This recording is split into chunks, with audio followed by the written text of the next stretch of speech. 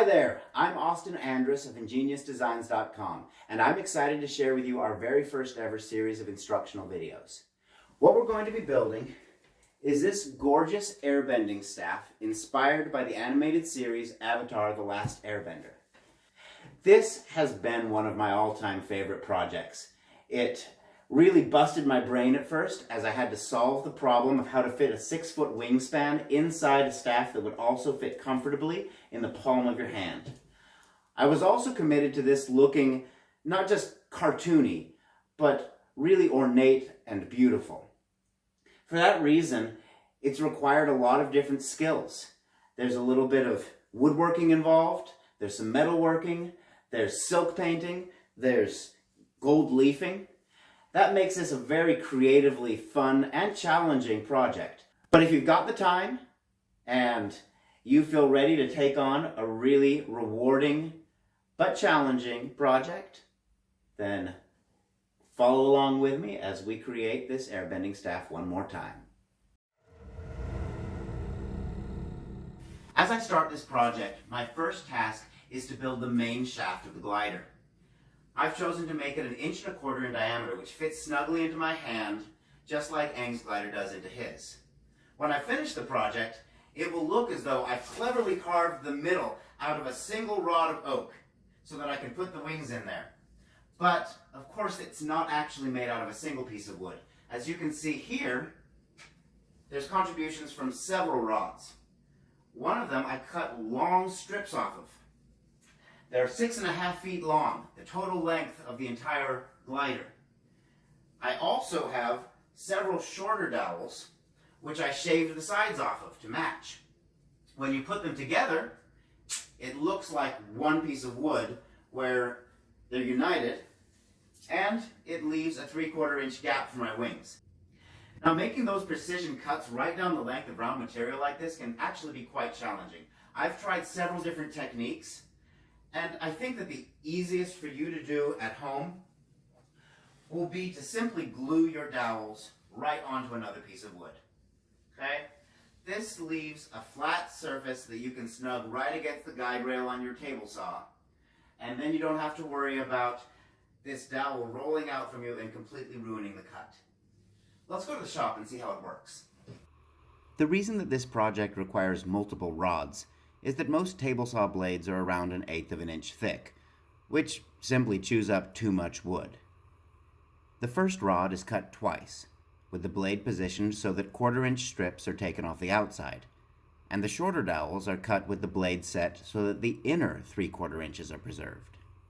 Now that I'm finished sawing, I have 2 outside pieces of wood which are 1/4 inch thick each and 6.5 feet long. I also have 2 shorter pieces of wood which are 3/4 inch thick. These are going to become part of the mechanism for the glider's wings, so I need to make additional modifications to them before I glue the staff together.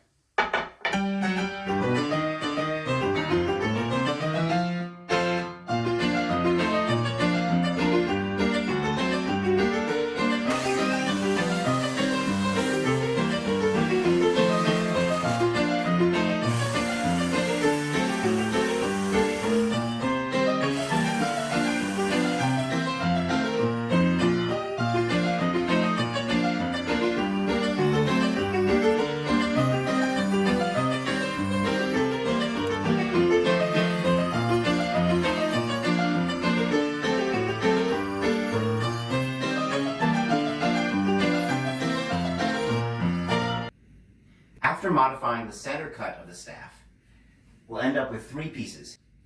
This first one goes at the top of the staff. It's 26 inches long, 14 inches up to this point, at which point the width of the shaft drops off and goes another 12 inches.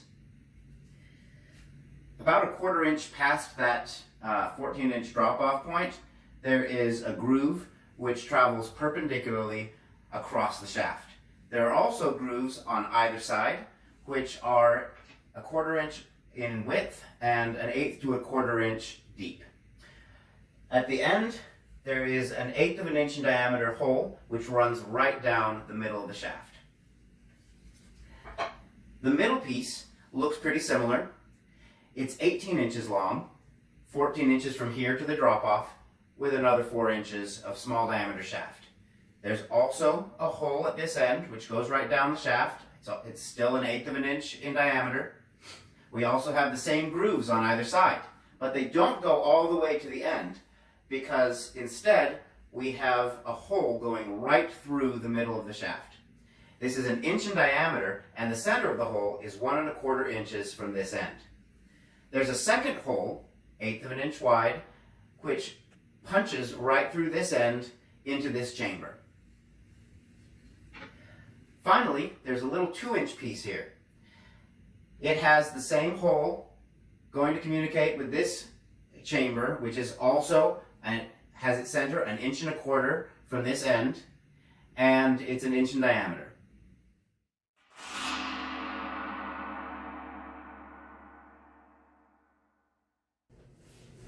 This is the longest centerpiece clamped to the top end of the staff. This is the drop-off point in the width of that piece.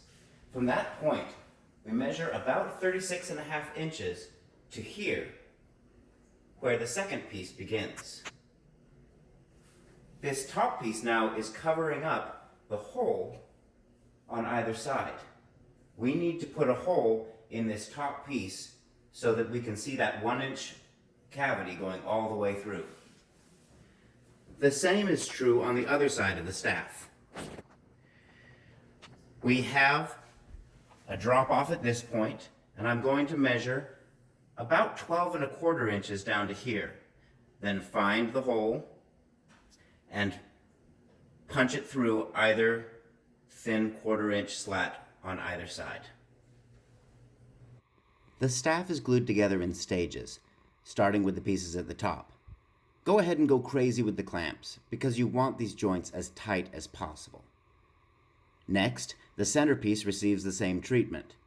Any wood glue should work for this. Just be sure to wipe off your excess.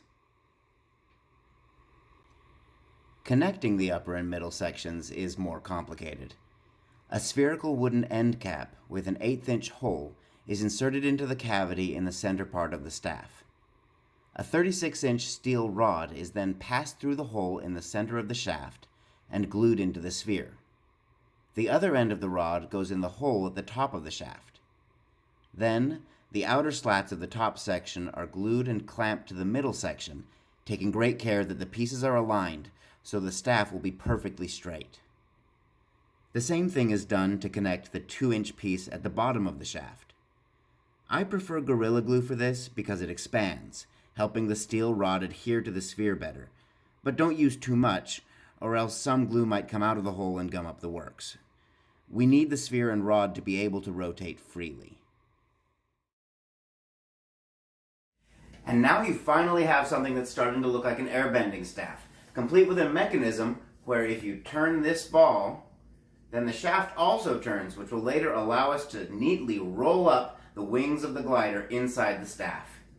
When you're finished gluing, go ahead and take some sandpaper and sand out any excess glue, as well as any defects where the pieces didn't line up just perfectly. Sand it down to about 220 grit sandpaper, and make sure that it gets to a diameter where it fits right inside a pipe. In this case, I'm using copper, which has 1 1/4 inch diameter.